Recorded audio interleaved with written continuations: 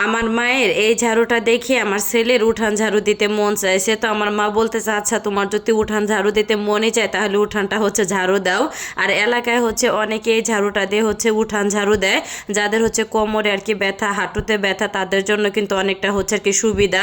যাই হোক, তো মাঝে মধ্যে আমার ছেলেটা তো নানার বাড়িতে গেলে আমার মায়ের বিছানাটা গুছিয়ে দেবে, রুমটা অনেক সুন্দর করে ঝাড়ু দেয়। আর আমার ছেলে কিন্তু একদমই অলস না, অনেক সুন্দর কাজ করতে পারে, মাসাল্লাহ দিলে আমারও কিন্তু অনেক কাজে হেল্প করে মাশাল্লাহ। আর এই তো এখানে কিন্তু আমার ভাবি মেহেদি নিতেছিল। আর আমার ভাবি কিন্তু অনেক সুন্দর মেহেদি নিতে পারে, কিন্তু অনেকটা সময় লেগে যায়। যাই হোক, আর আমার কিন্তু অনেকটা ঠান্ডা লেগে গেছে, তোর গলাটাও কিন্তু অনেকটা বসে গেছে, ক্যান ক্যান লাগতেছে ভয়েসটা, এর জন্য সরি, কি করব।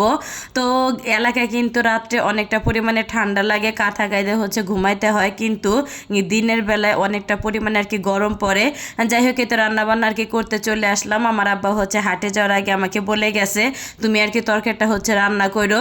তো 1 থেকে 1.5 বছর হবে তো বাবার বাড়িতে যখন যাই, আমার আব্বা আমার হাতে রান্নাটা অনেকটা পছন্দ করে। আমি বাড়িতে গেলেই বলে যে তুমি এই তরকারিটা রান্না করো, এই তরকারিটা রান্না করো। সেই সাথে কিন্তু আমার ভাইরাও কিন্তু আমার হাতে রান্না মশলা দিলে অনেক অনেক পছন্দ করে। যাই হোক, আর এতে এখানে কিন্তু মশলাটা কষানো হয়ে গেলেই তো ধুয়ে রাখা মাংসটা দিয়ে দিলাম। আর রান্নাটা শুধু আমি করি, আমার মা কিন্তু মশলা কুটা থেকে বাটা পর্যন্ত মাংসটা আমাকে ধুয়ে দেয়, তুমি বসে বসে রান্না করো।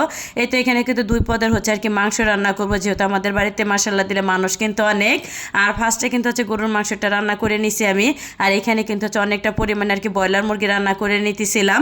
আর ব্রয়লার মুরগি দিয়ে না চিতাই পিঠা খেতে বেশ কিন্তু মজা লাগে। যেহেতু আমি চিতাই পিঠা বানাতে পারি না, তো মাংসটা রান্না করে দিলাম। তো মা চিতাই পিঠা বানাবে।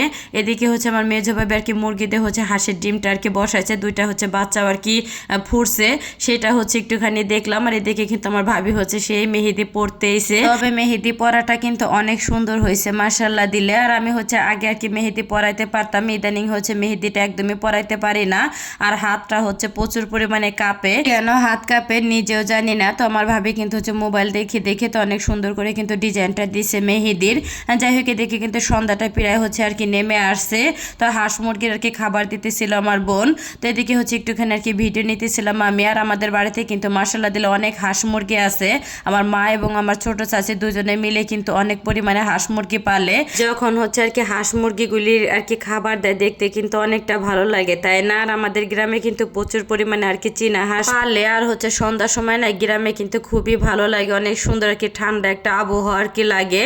যাই হোক, আর গ্রামের বাড়িতে কিন্তু থাকার অনেকটা শান্তি আছে। যাই হোক, আমার কাছে কিন্তু ঢাকা শহরের থেকে গ্রামের বাড়িতে কিন্তু খুবই ভালো লাগে। আর এটা সকালের ভিডিও, তো রাতের ভিডিও নিতে পারি নাই আমি। রাতের 2 পদের মাংসর তরকারি আছে, তারপরে এখানে পিঠাও আছে রাতের। আর ঠান্ডা পিঠা দিয়ে কিন্তু মাংস খেতে খুবই ভালো লাগে। আর আমি মাকে বলছিলাম যে একটুখানি ঢেঁড়স আলু দিয়ে মুসুর ডালটা তুমি চচ্চড়ি করো। তো এই খাবারটা খাইতে কিন্তু আমার কাছে খুবই খুবই ভালো লাগে। এই সাথে কিন্তু গরম গরম ভাত। তো খাওয়া দাওয়া করে কিন্তু রেডি হয়ে বেরিয়ে পড়লাম শ্বশুরবাড়ি যাওয়ার উদ্দেশ্যে।